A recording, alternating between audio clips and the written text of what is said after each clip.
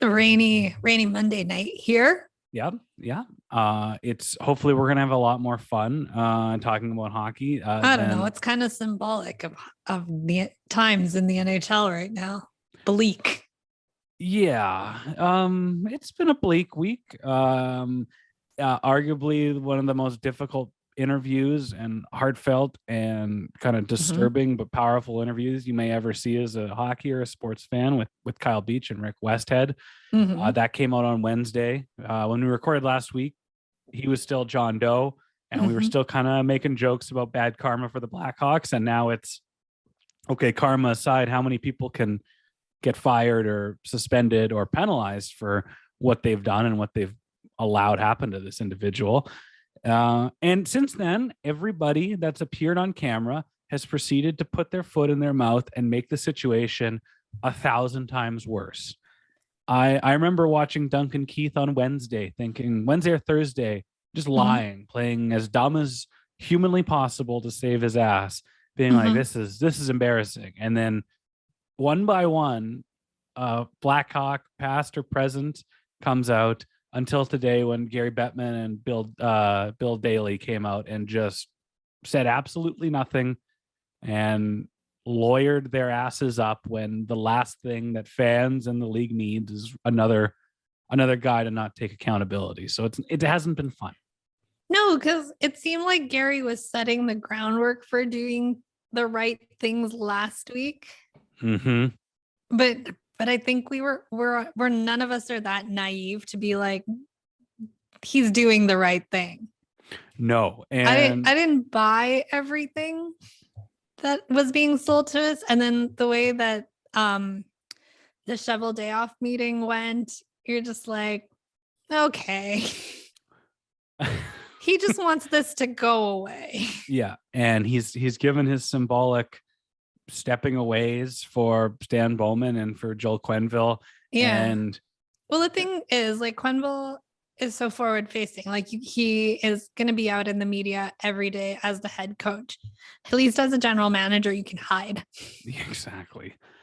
But with none of it has sit well with you or I or anybody.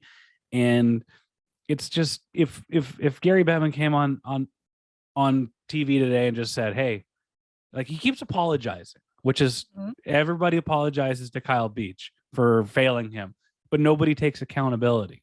It's just in a situation like this, if somebody took accountability, be like, we screwed up, here's the bad things. Stan Bowman is suspended from a job with an NHL organization for 3 years. Joel indefinitely. Quenneville, yeah, like for life. I'm going for wishful thinking here because he's going to have an advisor role with the Hurricanes or the Golden Knights or somebody by the end of next year. And it's just, but no, nothing's happened, nothing's done, and it's just. The thing is, there's no need for these guys because I'm sure there's plenty of up and comers who can do an excellent job if given the chance. Oh, of course. We can move right past the Stan Bowmans of the world. Well, we were getting set to move by the Stan Bowmans of the world based on the team that he has accumulated and the jobs he's done. But now he's some sort of a martyr. And he's not a martyr. He has people making him out to be that. And that's bad. It's very bad. It's very bad for people to say, but he didn't do that to me.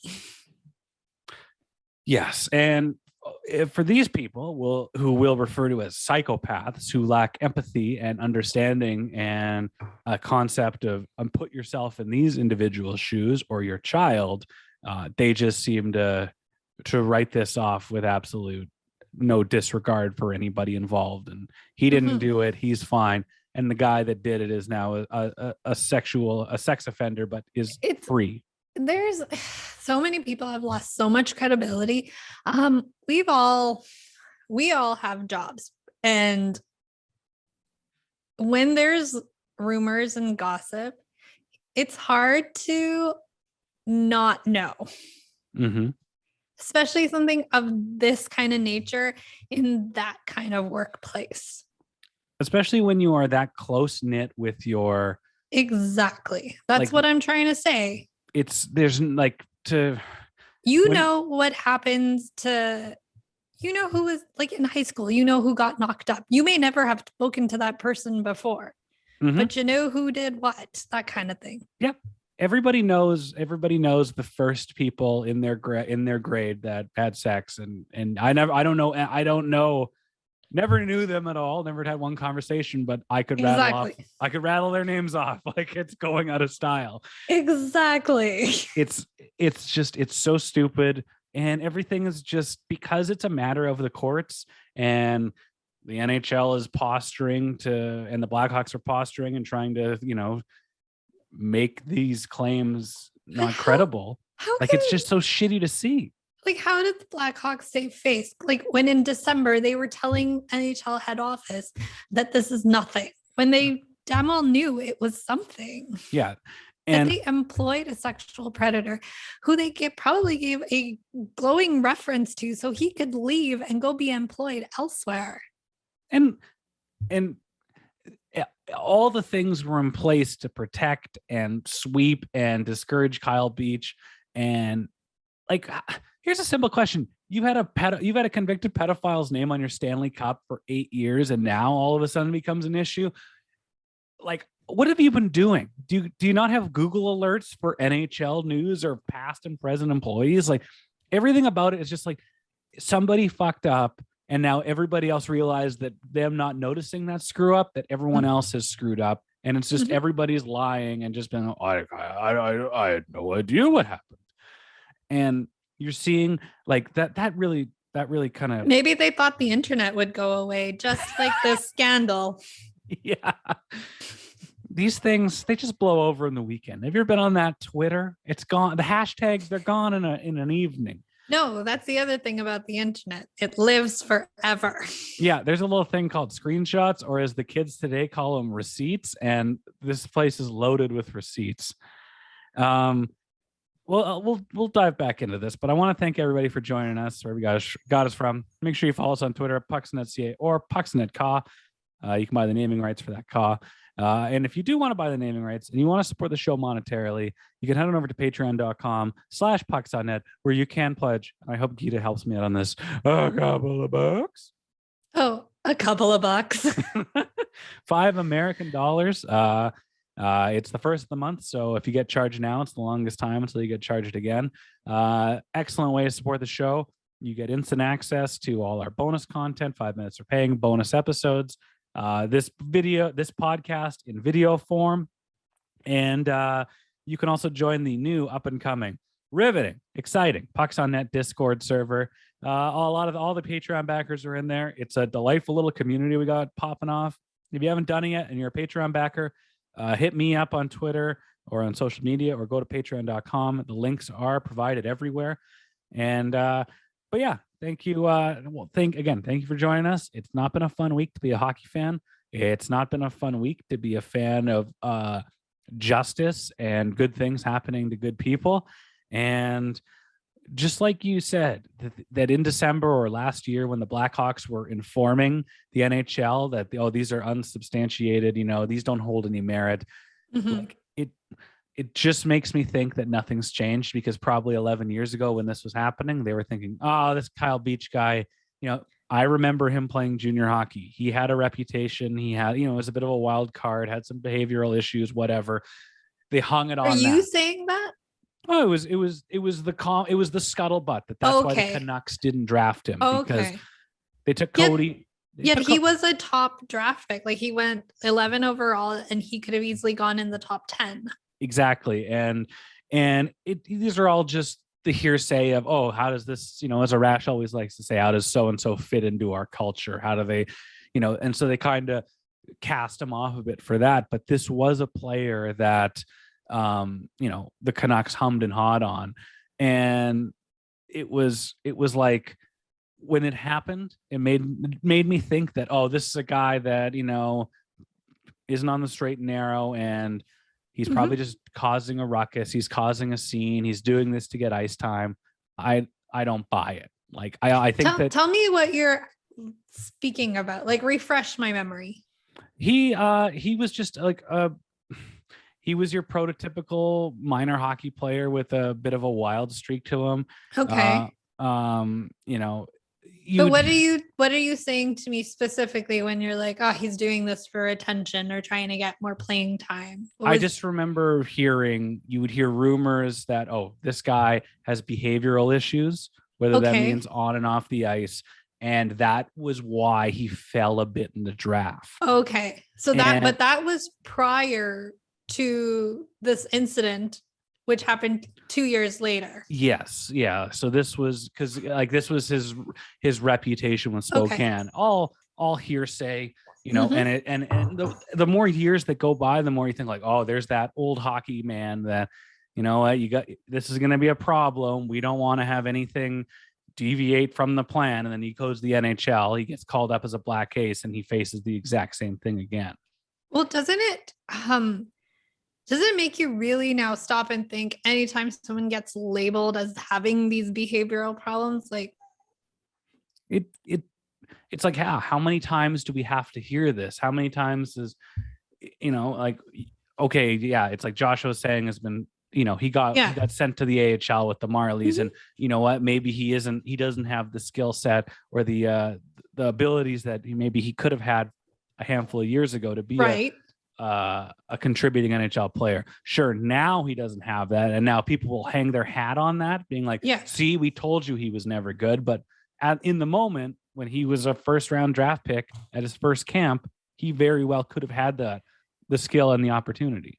He didn't have. Well, exactly. I'm like, there's from that time specifically, there's Kyle Beach, there's Akeem Aliu, and both of them had really negative labels placed on them. Yet both have come forward and said some pretty nasty things have happened to them from one organization.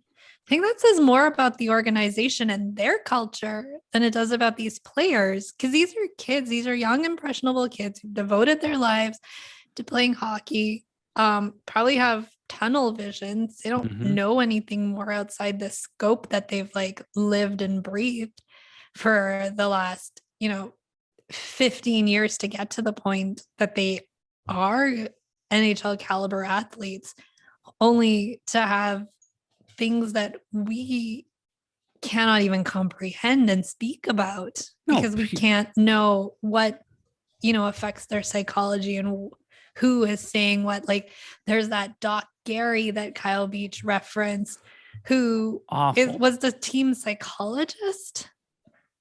But he wasn't a doctor. Like, it's like this. And you were talking like two horrible traumas for these two prospects in the same organization under the same umbrella. And it's like, I couldn't relate to those in the least bit. So you can only imagine what these players that are doing literally anything and everything to stay in that league and stay in that spot. Like that's just like, it's horrifying that it happened all within the Blackhawks, all within this win now, do anything we can to win the Stanley Cup culture. And it's just like the fact that it all like that was disgusting enough last year. And then for this to happen, same time, same who's running the Rockford Ice Hogs or whatever you call it in the AHL affiliate, Kevin Cheveldayoff. And now he's the exact same guy that is still employed and like, I would love to hear, I look forward to him facing the music tomorrow when he's with the owner, because there are a lot of questions in this country and this market. The owner clearly needs to be there as a protector and a buffer to him. Yep. It's wild. Was 2010 their first Stanley Cup? That's correct. Yeah. Okay. It just like there's a win at all costs mentality, but these are humans. And these are lives. Like you play, and we always talk about it, right? You play the sport at the highest level for like a finite amount of time, and then it's everything that happens after. And there's no one there. And it's like it seemed like Beach was immediately punished in some capacity or another for just doing the right thing and speaking to the right people, because he never had another chance. He never had a sniff at that team. And that was a team that went through some very bad rebuilds, and the fact that he never saw an opportunity playing pretty good hockey in the American League just shows like what they thought of him. And the same with Akeem. Like, it was just they did. I don't think they valued them as humans, and until they prove otherwise, I don't see it. No, like the name that's coming to mind right now is Evander Kane, who clearly has like issues and needs help and guidance. But it's easy for this old boys club to say he's a problem. Well, yeah, he's a problem, but he got there somehow. And somebody has a responsibility to help him. You don't just wash your hands of him because he can't do what you need him to do on the ice. Yeah. And you just they will trade him away to another team with some big personalities that can fix him, because they don't need to do it, because he can contribute more than the other prospects mentioned. But it's like, well, we don't want to actually fix this person. No, like, what does cancer in the dressing room even mean? Like, if he's an asshole, work on him being an asshole. Don't just create an even bigger rift between the teammates and him until it's unfixable and he's not even showing up for camp. He's not even playing hockey, and you're coming up with ways to suspend him. No, because there's a good bet that these people feel helpless and have no one to turn to because they've been labeled an asshole and everyone's been allowed to call them names. I mean, isn't that what Kyle Beach encountered and endured?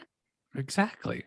It's a like I believe it when Brent Sopel and Nick Boynton spoke up and said, we knew.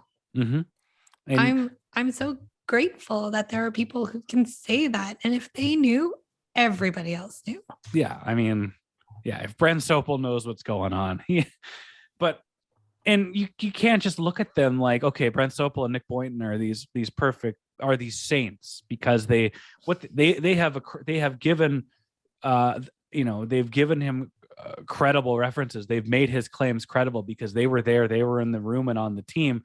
But you still have to look at them and go, why didn't you do anything? And it's like, I'm happy that they did that, but you're like, another example of just that put your head down and work, team first mentality, no distractions, win at all costs.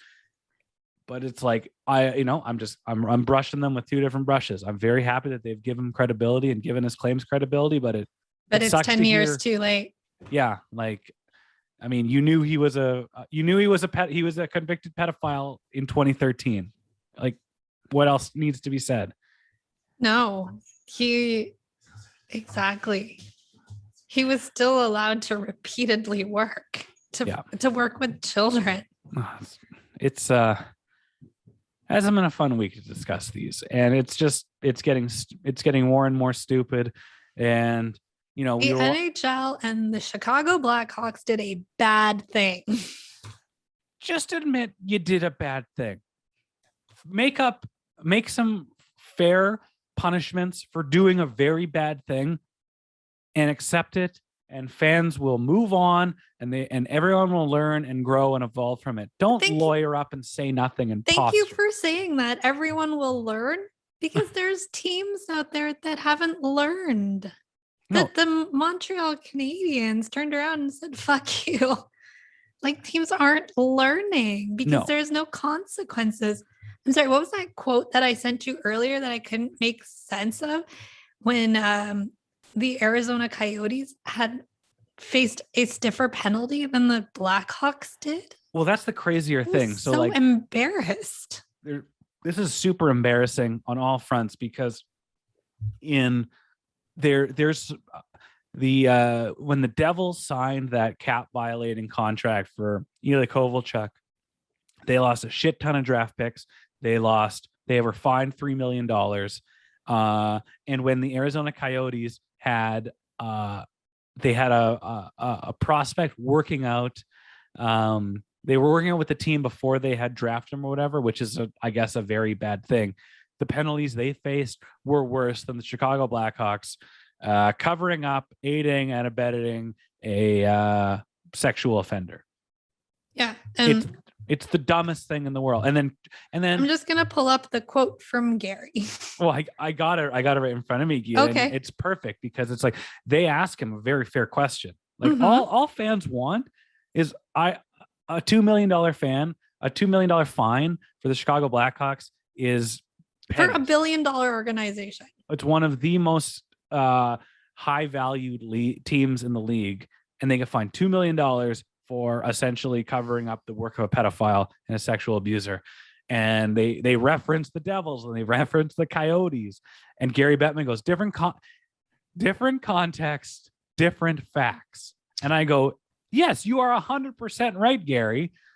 The other two are about trying to cheat your already constantly cheated salary cap and your draft and prospect system. And the other one is fucking sexual abuse. It's criminal. Literal criminal. It is different. So charge them, fine them, and punish them worse than the first two.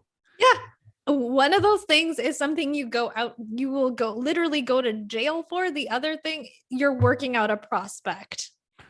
Yeah. It's the dumbest. It boggles my mind because like every league, every sports league has its own dirtiness, and the NBA has its own issues. But you look back to the most damning controversy in recent NBA history is the Clippers, and they went out and they said this is a bad thing. He has to sell the team, and it's like the NHL is nitpicking. Oh, it's $2 million. Donald Sterling had to sell the Clippers, and that's like it's like worth like $2 billion, and that's with a tarnished shitty team. Like money was not a factor. It was, this is the punishment. This is what's happening. Like all us fans, anyone that follows this league, all we want is like, this is a horrible thing that has happened. Arguably one of the worst things that can happen. Please punish them so you show us that you're not idiots. I want to ask a question in all seriousness. Is Chicago getting an outdoor game this year? Because they have gotten like every outdoor game in the last decade.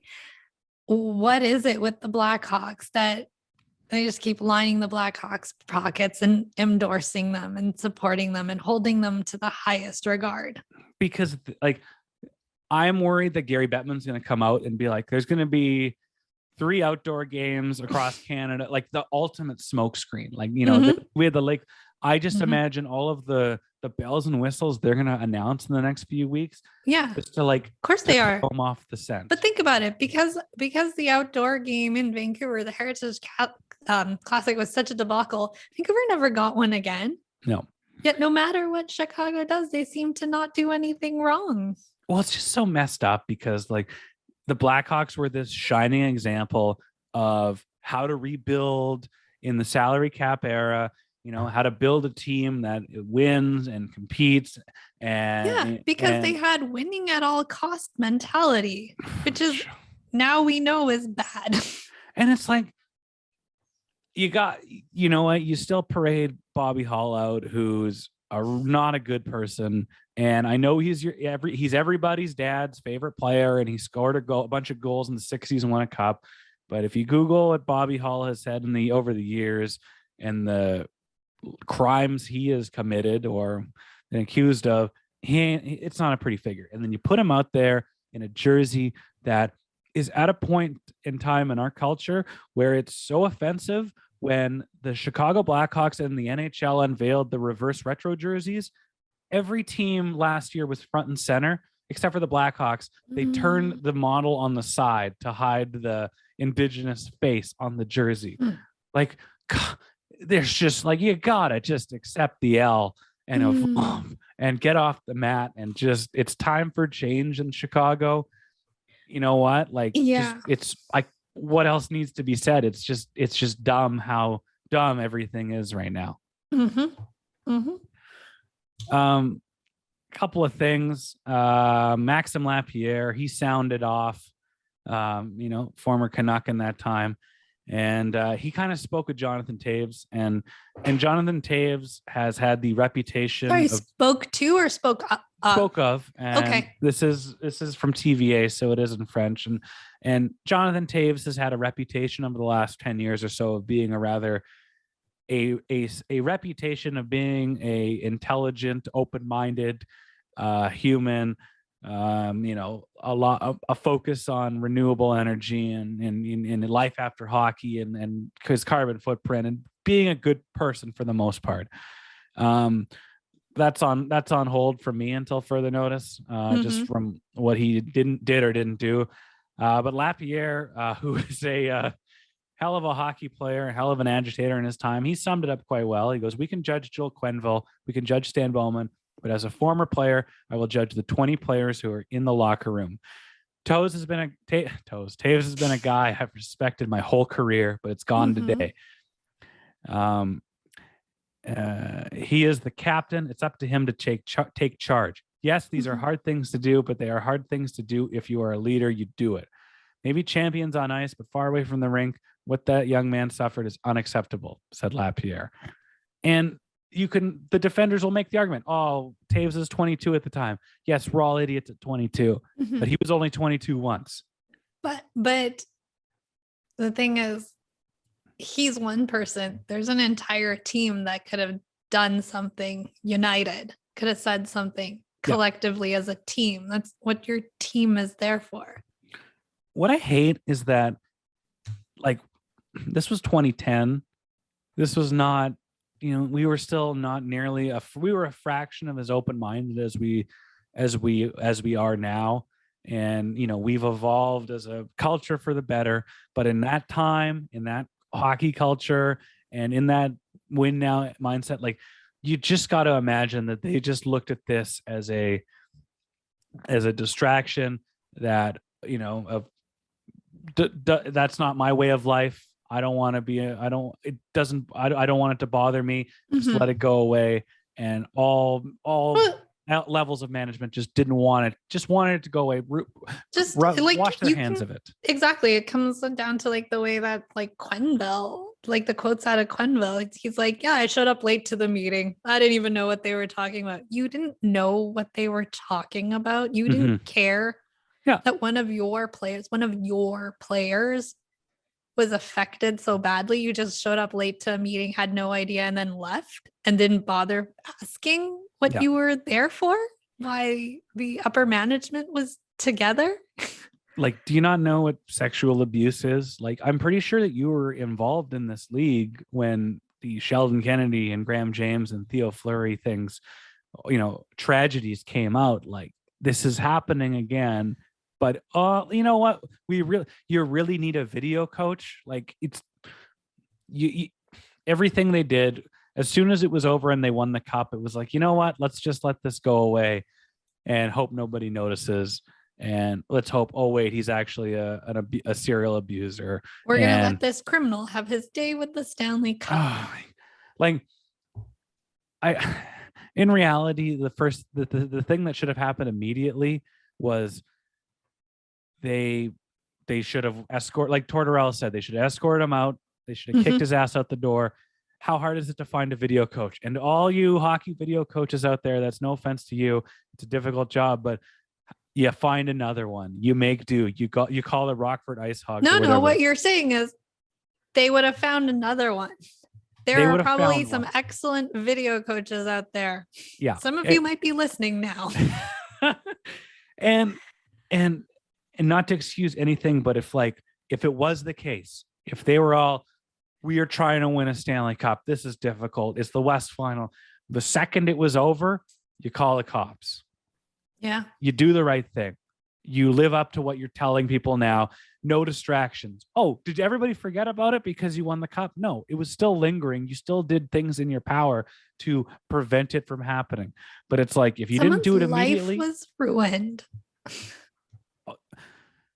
Yeah, a life was ruined.